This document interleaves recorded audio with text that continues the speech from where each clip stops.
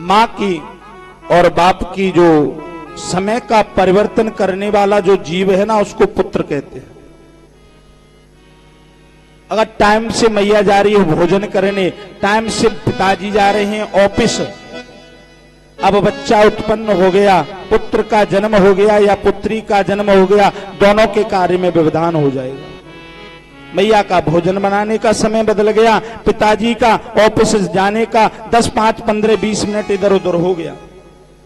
यही स्थिति मां पार्वती और बाबा शंकर के साथ, समय दोनों का एक, उधर से ध्यान से निवृत्त होकर इधर स्नान इत्यादि का समय, दोनों का एक ही समय, और बाबा उधर से आ रहे, मैया अंदर स्नान कर रही, बीच में परिवर्तन करने वाला खड़ा हो गया।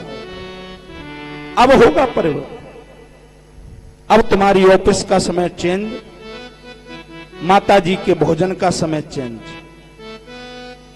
शंभुनाथ ने देखा कि एक बालक खड़ा है, और जैसे ही शंभु अंदर गए, गणेश जी ने त्रिशूल आगे कर दिया। ठहर जाओ बाबा, कहां बिना पूछे अंदर घुसे जा रहे हो भाई?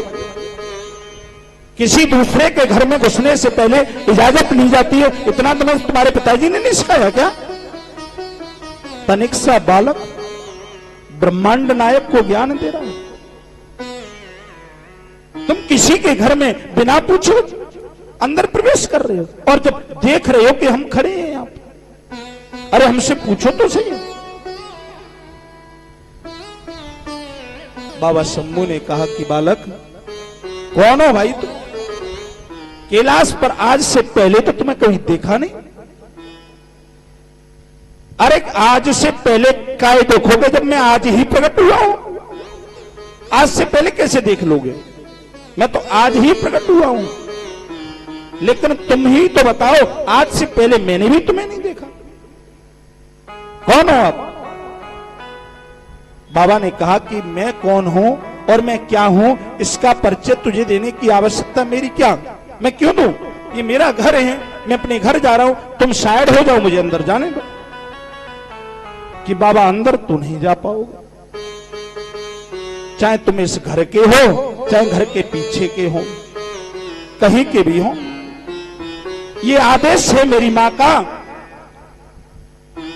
कि आप तो बहुत बड़े दिखती हो मेरे को, आपको तो मैं कहां ही घुसने दूं, यहां तो मैं मच्छर को भी प्रवेश नहीं करने दूंगा। तुम्हारी तो बात बहुत पीछे आती है बाबा, तुम्हारे पे तो बहुत तामझाम है, मच्छर पे क्या तामझाम है? तुम पे तो सर्प अलग लटका है, बागाम्बरी अलग पेरे हुए, बिच्छू अलग लटक रहे हैं, और ये चंद्रमा काय को रखे फिर रहे हो? ये गंगा लटकी है काय? इतने लोगों को अंदर कैसे जाने दूंगा मैं? खड़े हो जाइए साइड में, अंदर नहीं प्रवेश करोगे तुम। अपमान हो गया। बाबा ने लास्ट चेतावनी दी, बालक तुम बालक को इस वजह से मैं आपसे कुछ नहीं कह रहा, मेरी अंतिम चेतावनी है, तुम सामने से हट जाओ। उधर मां का आदेश, इधर बाबा का प्रवेश। गणेश ने कह दिया जीते जी आप अंदर नहीं जा सकते। बाबा ने कहा कि मरने के बाद जाऊंगा, और लेकर त्रिशूल से सिर को धड़ से अलग कर दिया। और जैसे ही गढ़ का सिर धड़ से अलग हुआ और जाकर सिर मां की गोद में पड़ा, जैसे ही मां की गोद में धड़ पड़ा, सिर पहुंचा, मां जोर से चीखने लगी। किस दुष्ट की मृत्यु उसको मेरे नजदीक लेकर आई है, जिसने मेरे पुत्र का वध कर दिया। सृष्टि का अंत नजदीक है, वो बचेगा नहीं। और मां ने पूर्ण से विकराल रूप धारण कर लिया, मां महाकाली के रूप में परिवर्तित हो गई।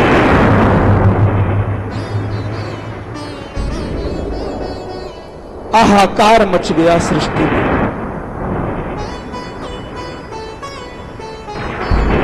सभी देवी देवता कांपने लगे, थर थर कांपने लगे। ब्रह्मा विष्णु महेश तीनों एकत्रित हो गए। जब आदि शक्ति ने विकराल रूप लिया, सभी देवता स्तुति करने लगे। सर्वमंगल मंगले शिवे सर्वादि साधिके शरण्ये ब्रह्मके गौरी नारायणी नमोस्तुते। हे मां, आज से पहले ऐसा रूप नहीं देखा। सभी देवता परेशान। ब्रह्मा जी ने नारायण से कहा, आप ही संभाल सकते हो, क्योंकि यहां के तो अधिष्ठात्र देवता आप ही हो। देखो यह क्या मामला बिगड़ गया, और ये किसने बिगाड़ा है, उसको पकड़ो। कौन है वो जो सृष्टि का नाश करवाना चाहता है? अभी किसी को पता ही नहीं है किसने किया ये। नंदी ने पीछे से कहा, वो खड़े हैं, इस मामले को बिगाड़ने वाले उधर खड़े हैं चुपचाप साइड में। शंभुनाथ, माता काली ने कहा कि अगर मेरा पुत्र जीवित नहीं हुआ तो मैं सृष्टि का विनाश कर दूंगी। एक एक का रक्त इस खप्पर पर रखकर पी जाऊंगी।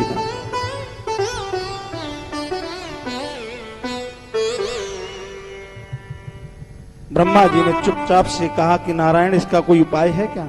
कोई वैद्य है कोई ऐसा जो इसके मस्तिष्क को वापस लगा सके? भैया थोड़े टांके वाके ही तो आएंगे और धीरे धीरे समय के अनुसार सब ठीक ठाक हो जाएगा। भैया अब की स्थिति को संभालने वाला कोई है? नारायण ने कहा, तुम बेवकूफ हो क्या? जब सिर धड़ से अलग हो जाता है तो वापस कहीं जुड़ता है क्या? असंभव।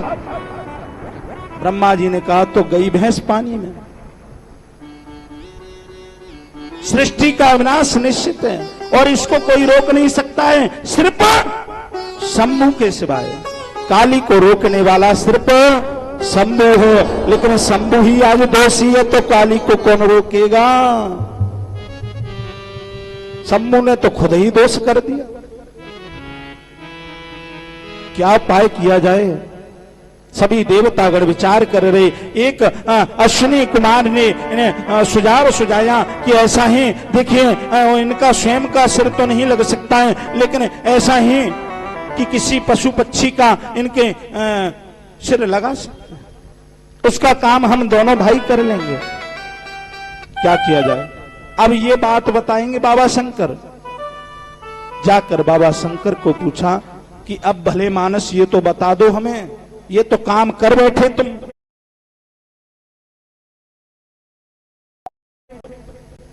लेकिन ये सारे संसार को काय खाने पे तुले हो? कोई उपाय बताओ। बाबा शंकर ने कहा कि हे नारायण, सुबह प्रातः ही जाकर चाहे मनुष्य का, चाहे पशु का, चाहे पक्षी का, चाहे किसी भी व्यक्ति का सिर, अगर उसकी मां अपने पुत्र को पीठ देकर सो रही हो, उसके धड़ को काट कर ले आओ। ऐसा क्यों? जो मां अपने पुत्र को पीठ देकर सो रही है, इसका मतलब वो उसका पुत्र नहीं है, क्योंकि मां कभी पुत्र को पीठ देकर सो ही नहीं सकती। जाकर सुबह प्रातः एक अथनी का बच्चा, एक अथनी अपने बच्चे को पीठ देकर सो रही, दोनों ने जाकर धड़ को अलग करके लाके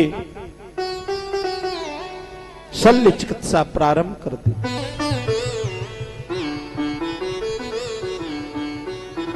शल्य चिकित्सा प्रारंभ हो गई। ये दूसरा ऑपरेशन हो रहा है भैया। कल दक्ष प्रजापति का कर चुके हैं। डॉक्टर बेचारे परेशान है, रोज रोज ऑपरेशन आ जाता है। कल नाना को ऑपरेशन हो, आज भैया बच्चा को ऑपरेशन है रोगा। अश्विनी कुमारों ने बाबा शंकर की कृपा से, मेरे शंभू की कृपा से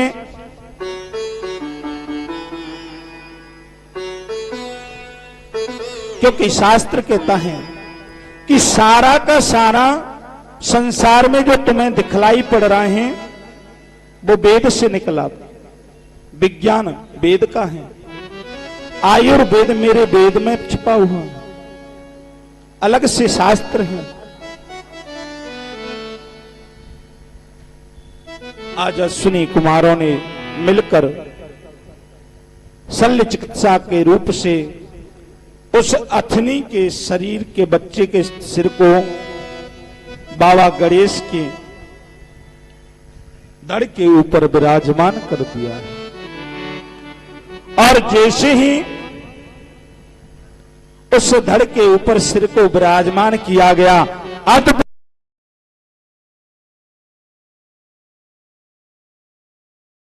की